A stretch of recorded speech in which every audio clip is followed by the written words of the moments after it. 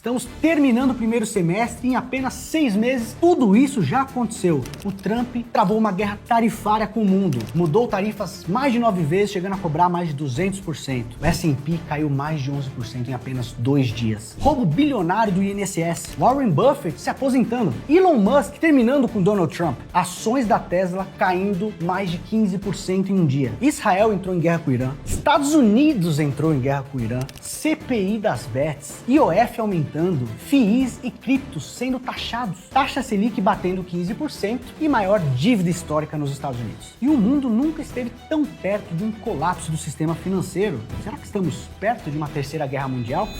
Mas antes disso tudo acontecer, se é que vai mesmo acontecer, eu vou te falar tudo o que você precisa fazer para evitar perder dinheiro e proteger assim o seu patrimônio. Antes de mais nada, pessoal, eu queria dizer que eu não tô aqui para falar quem é que tá certo e que tá errado nessa questão da guerra. A gente não tá aqui para discutir essa questão. Eu tô aqui para falar o que importa, que é o seu bolso. Como que esses acontecimentos podem afetar a tua carteira e o que você tem a fazer para se proteger. Primeiro ponto que eu quero destacar é que esses eventos elevam e muito a incerteza global. E o mercado financeiro precisa ter uma direção. Se a gente olha para uma dívida de um país e não tem uma expectativa de que aquilo vai se estabilizar, esse embate gera incerteza, incerteza eleva custos de empréstimos, taxas de juros, o que pressiona ativos de risco e faz com que a renda variável possa ficar ainda mais volátil, como a gente tem visto. Ou até mesmo em questões mais específicas, vamos falar desse conflito Israel e Irã, envolve ali grandes produtores de petróleo. Poxa, isso pode afetar a oferta de petróleo no mercado global. Um aumento de preços de petróleo é mais inflação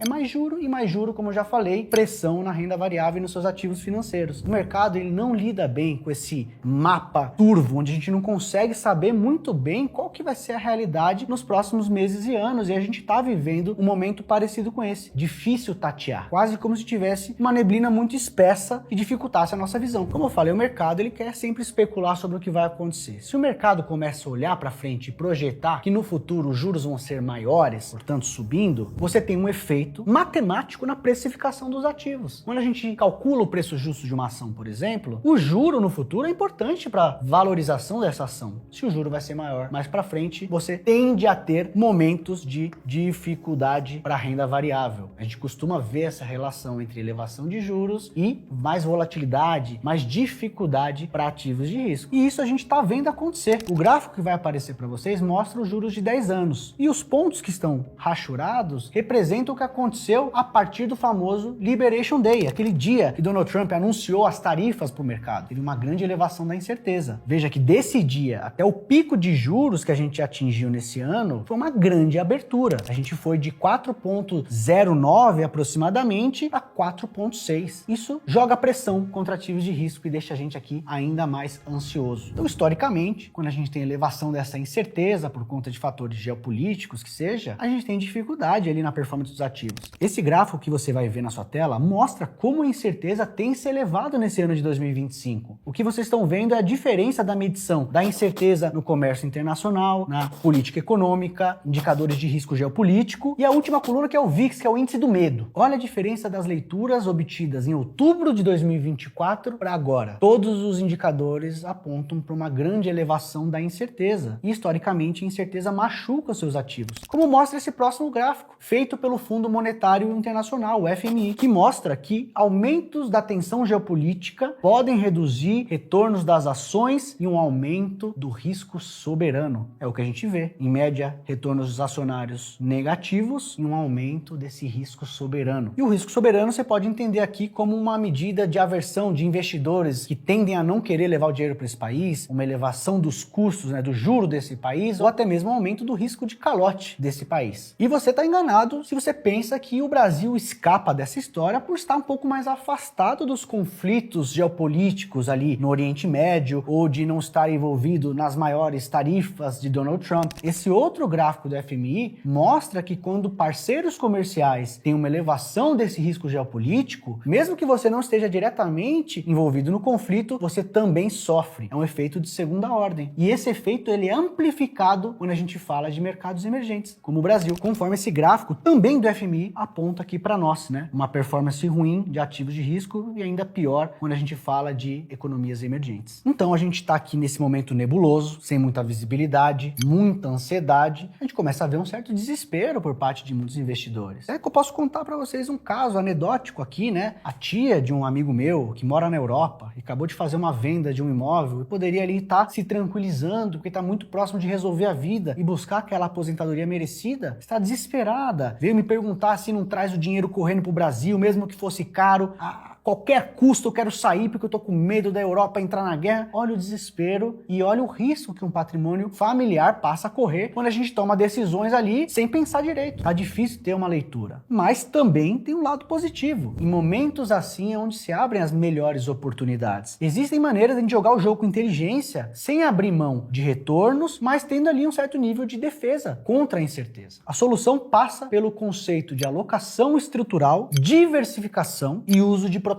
E eu vou explicar cada um desses pilares aqui ao longo dos próximos minutos. Primeiro ponto, o que é uma alocação estrutural? É aquela famosa pizza coloridinha com diversas classes de ativos, então é a estratégia adotada antes mesmo da gente começar a investir. Eu sempre brinco, mas é lógico que tem um fundo de verdade, que 90% do nosso esforço a gente coloca antes mesmo de investir, nesse planejamento. Afinal, tão difícil ganhar nosso dinheirinho suado, a gente vai investir em qualquer coisa sem pensar direito? Então vamos planejar primeiro, procurando determinar justamente qual que é o desenho que funciona para você. Discutindo, quanto que eu vou ter de investimentos internacionais, quanto que eu vou ter de renda fixa Brasil, quanto que eu vou ter de fundos imobiliários, enfim, desenhar aquela pizza bem direitinho conforme os teus objetivos. A partir disso, a gente vai expandir a diversificação entre classes de ativos para diferentes geografias e também diferentes moedas. É a diversificação em 3 níveis, como eu chamo. Classe de ativos, geografias e moedas. Então, eventualmente, se essa fatia aqui for a sua fatia de investimentos internacionais, ela também vai ter diversificação. Ela vai ter renda fixa internacional, vai ter ação de vários países, por que não investimentos imobiliários internacionais também, ou proteções, que é o conceito que eu vou explicar já já. Quando a gente tem uma alocação estrutural como essa, a gente se beneficia de um conceito chamado Dollar Cost Averaging, que é um conceito onde você planeja aportes recorrentes seguindo uma alocação estrutural. Inclusive, tem uma grande frase de John Bogle, que é um grande investidor que eu admiro muito, um dos grandes defensores da gestão ativa e baixos custos nos mercados internacionais. Ele disse uma frase que eu acho melhor nem eu repetir, é melhor você ouvir por sua conta. Quem sou eu para discordar dele, né? It's very hard to give advice on these kind of things, but the one piece of advice I would categorically give to everybody, for God's sake, don't stop a program of regular investing because the market goes down. You're killing the whole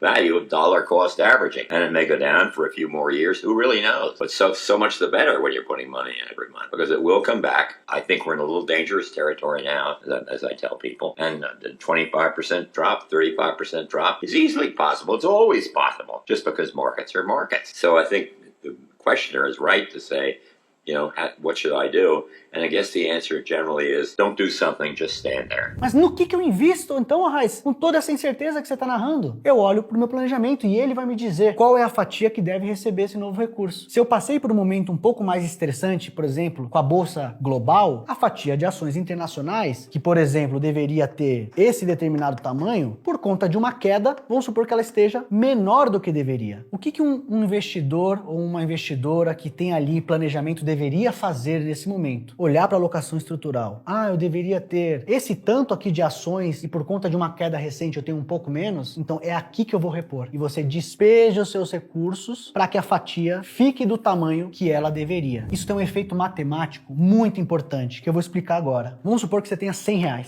Você investiu, comprou ações. Elas caíram, 50% de queda. E agora você tem, portanto, R$50. Se você ficar com aquela aflição de investir, esperando o mercado voltar para o 100, para aí você se sentir com aquela tranquilidade de continuar seus investimentos, você vai perder tempo. Quando ele retornar, se retornar, você vai ter ficado no zero. Se você não interrompe o seu planejamento e quando isso acontecer, você compra mais, inevitavelmente você está comprando num ponto mais barato. E aí quando o mercado retornar para o patamar inicial, não só o dinheiro antigo que tinha sofrido vai ter se recuperado, como essa nova compra que você fez aqui vai ter tido uma rentabilidade, nesse exemplo que eu estou dando, de 100%. 100%. Então, ter feito um aporte no momento mais barato ajudou, inclusive, você pagar aquela conta antiga do que você tinha sofrido com a queda do mês anterior. Esse é o efeito do Dollar Cost Averaging, onde a gente vai construindo ali, melhorando o preço médio, mantendo a sua filosofia de alocação e recorrência de aportes acima de tudo, mesmo que esteja tudo meio nebuloso. Diversificação em 3 níveis. Com a recorrência de aportes para a gente capturar esse Dollar Cost Averaging que eu falei, que o John Bogle te explicou também. A cerejinha do bolo é o uso de proteções. Quando você compra um carro, você não faz um seguro? Obviamente você não espera bater o carro, mas às vezes acontece. E quando acontece, dá aquele alívio.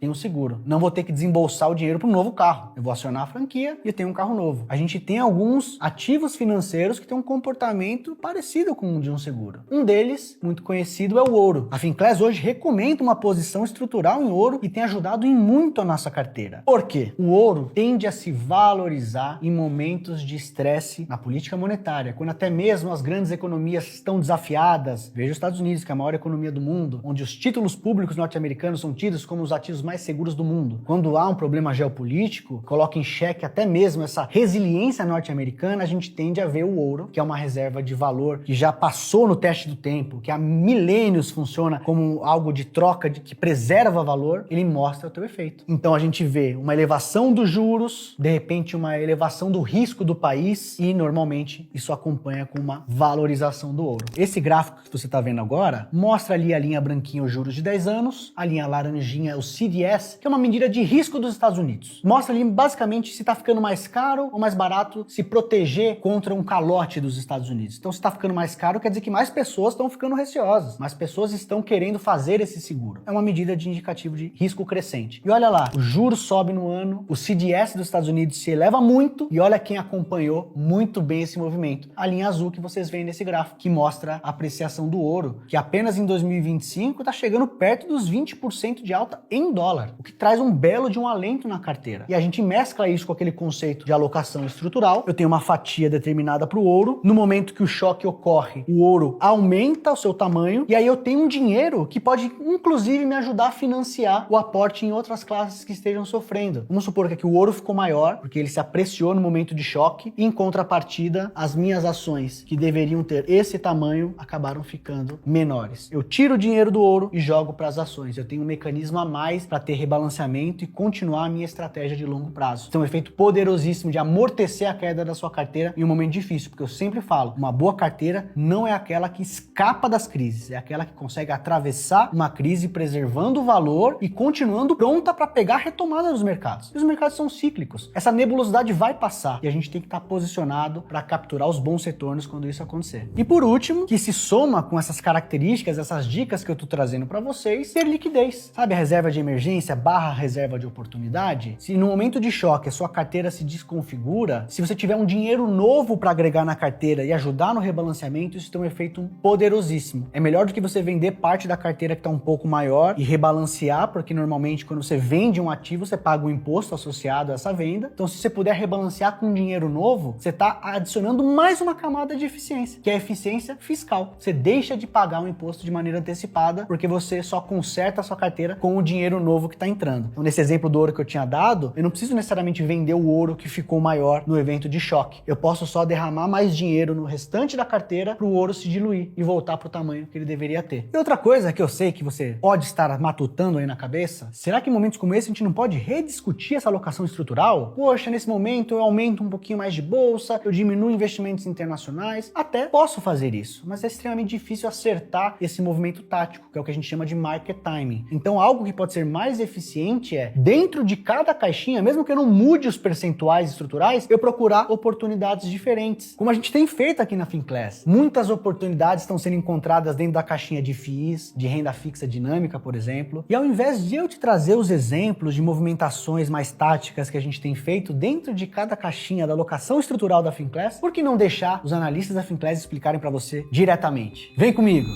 Aproveitar, pessoal, que a gente está aqui numa segunda-feira, que é o dia que a gente faz a nossa reunião semanal dos analistas, onde expõe ideias, oportunidades, riscos, discute carteira, recomendações. E a gente vai poder agora aproveitar esses minutinhos antes da reunião começar e já fazer uma pergunta exclusiva para os nossos analistas, porque, como eu falei, nada melhor do que ouvir diretamente da boca deles. Fala, pessoal, tudo bom? Opa! A gente tem que falar no microfone aqui. Não, fechou. Que nem entrevistador mesmo. Primeiro, ó. Hoje, comemorando o aniversário do Ricardão, bolinho sem glúten, sem lactose, sem açúcar, certo, Ricardo? Esse pode comer. Esse passou pelo crivo da nutricionista. Chegaram no horário da reunião de mercado. Então a gente tá passando aqui tudo com relação aos últimos 7 dias, tudo que é relevante que aconteceu, movimentação de preço, indicador econômico e tal. Tá faltando cara de internacional, então, ó. Reunião tá faltando um cara importante. Tô atrasando a reunião. Mas vamos lá, né? Pô, de renda fixa. Dentro do peso que a gente coloca de 20% para renda fixa dinâmica, né, Arraes? Acho que uma coisa que vale ter agora, que é oportunidade, é IPCA de longo prazo. IPCA de longo prazo hoje é muito assimétrico, né? Então, pô, se você compra um tesouro IPCA 2050 hoje, no nível de taxa que tá, IPCA mais 7, e vamos pensar que daqui a 3 anos ele vai para IPCA mais 9, que é uma taxa que a gente nunca teve em ativo IPCA de longo prazo. Improvável. É, quase improvável, mas uma chance bem pequena de acontecer, você ainda vai ter um retorno positivo de 5% em 3 anos. Só que se o cenário melhora, ele vai para IPCA mais 4, IPCA mais 4,5, que é assim, uma taxa que a gente já teve há poucos anos atrás, pô, ele vai entregar 150, 200% de retorno. É uma simetria muito grande. Não é do CDI, é 200% de retorno. 200% de retorno. Colocou 100 mil, você vai estar com 300 mil. Para ganho, né, de capital, para valorização, IPCA de longo prazo. Eu nem vou falar do Renda Mais aqui. Renda Mais a gente vai falar lá num vídeo específico sobre ele, então vou dar uma segurada. E para proteger, o mais curto, assim, acho que hoje o pré-fixado de curto prazo é muito legal, porque esse índice ele apresenta uma consistência muito grande em superar o CDI. Então você pega desde o início do índice de pré-fixado de curto prazo, no Brasil, você considera que todo dia você colocou R$100 nele e R$100 no CDI. Aí você vai carregar todos esses aportes por 2 e 3 anos. Você vai ver que a consistência do pré-fixado de curto prazo superar o CDI é de 70% a 80%. Se você colocou dinheiro em qualquer dia, desde o começo da sua história, segurou por pelo menos 2 anos, você vai ter aproximadamente 80% de consistência superar o CDI. E hoje com esse juro alto, acho que é uma boa para quem não quer correr tanto risco e quer garantir consistência, um retorno acima do CDI. Que legal, ó. Procura de assimetrias, pessoal. Aqui não é sobre tentar acertar ali o alvo ali em cheio, mas procurar momentos onde você tem muito mais chance para ganhar um retorno bastante vultuoso, em troca um cenário onde a perda ela é reduzida. Vamos ver com o Ricardo aqui o que ele tá pensando para os assinantes ao longo dos próximos relatórios. Fala, Rick, o que você tem visto ali sobre oportunidades? Como que você pilota a caixinha de FIIs de uma maneira um pouco mais tática para capturar oportunidades e eventualmente até se defender de momentos de maior aversão a risco? Primeiro eu quero destacar esse gráfico dos últimos 10 anos, né? O dividend yield médio do IFIX contra um tesouro IPCA de prazo similar. A gente usou 2035 aqui. Então esse spread aqui na ponta é final de maio, tá? Então já tá um pouquinho defasado, mas não mudou muita coisa. Você tem aqui 13% de yield representado no IFIX em relação a um título público de 7,30 para basicamente. Belo spread. Então você tem um spread de 580 pontos, 5,82%, né? A média desses 10 anos é de 425. Então você já tem prêmio em relação à média. Quando eu tiro o governo Lula 3, e por que eu tiro o governo Lula 3? Em nenhum momento do governo Lula 3 a gente teve spread médio, sempre acima da média. Então esse spread fora o Lula 3 você tem 385 de média, você tem quase 200 pontos acima da média, então, quando você olha para 10 anos atrás, tirando o Lula 3. E quando você pega a janela 17 e 19, que foi o período áureo dos FIIs, a média lá era de 257. Então a gente tem mais de 300 pontos em relação ao melhor momento. E qual a característica desse momento? Você estava tendo uma queda de juros retirada na bola, né? Selic caindo na bola. A gente acho que é consenso que chegamos ao fim do ciclo de alta, né? Então a gente vai iniciar um ciclo de queda. Se não for nesse ano, no ano que vem a gente inicia um ciclo de queda. Então a gente tem que se posicionar para esse ciclo, que tem muito mais a ver com a cara desse spread aqui. Como é que a gente fecha isso? O dividend yield é renda sobre valor. Você não espera que a renda caia. Perfeito. Então você vai ver a valorização das cotas, a cota subindo. E aí quando a gente vai para setorial, que setor eu tô gostando? Eu tô gostando desse setor aqui, que é hedge fund multi-estratégia. Por quê? Porque ele tá me entregando um carrego de rendas bem interessante, elevado. Isso aqui é a média da indústria aqui, com 14%. Ele tá nessa brincadeira híbrida aqui, ó, com uns 14% na média em relação à patrimonial. Numa carteira que tem mix de papel, tijolo, cota de FII, então bem diversificada. Esse segmento é um dos meus preferidos no atual cenário. Então a carteira hoje ela está construída para esse ciclo de redução, mais tijolo tijolo e uma pitada interessante de multi-estratégia, porque a gente entende que o multi-estratégia ele tá mal precificado, porque é um produto que nasceu numa janela aí de 2 anos e a turma tá precificando a la FOF, como se fosse um fundo de fundos. E não é outra estratégia. Então ele me dá um conforto de ter uma carteira super diversificada, com um carrego de renda super interessante e um potencial de ganho de capital igualmente interessante. Então, mais tijolo, uma pitada adicional de multi-estratégia. Não abandono o papel não tem como você desprezar um yield desse. Mas eu não preciso ter metade da carteira em fundo de papel, como a gente vê algumas pessoas carregando agora, seduzidas por um CDI mais elevado. Então vocês começaram a ver exemplos, tanto na fala do Gui como na fala do Rick, que aqui ninguém está interessado em acertar ali a bola da vez, bola de cristal a gente não tem. Então tome cuidado, inclusive, com opiniões que você pode escutar por aí, porque aqui a gente emprega muita ciência, muito esforço e preparamos para os nossos assinantes as melhores assimetrias. A gente sabe que existem cenários prováveis para o futuro, a gente tenta escolher os cenários onde a probabilidade de ganhar dinheiro é maior e o cenário de perda seja, como eu falei no começo, bem limitado. Esse é um pouco da filosofia Finclass, que vocês puderam ouvir aqui em primeira mão dos analistas do nosso time. E se você quiser ter esse time escolhendo os ativos para você na sua carteira, é só clicar no link que está aqui embaixo na descrição, porque é o último dia onde você pode aproveitar a Finclass com 40% de desconto. Só perde quem tá louco, né? Então vem com a gente, tô te esperando.